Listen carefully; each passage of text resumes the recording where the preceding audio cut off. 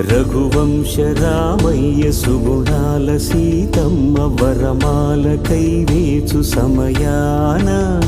శివధనువు విరిచాకె వధువు మది గెలిచాకె మోగింది కళ్యాణ శుభవీణ కళ్యాణం వైభోగం శ్రీరామచంద్రుని కళ్యాణం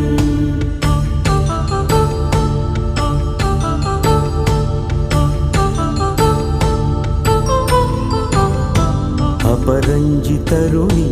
అందాల రమణి వినగానే కృష్ణయ్య లీలామృతం గుడి దాటి కదిలింది తన వెంటాడి చెంది గెలిచింది రుక్మిణీ ప్రియనాయణ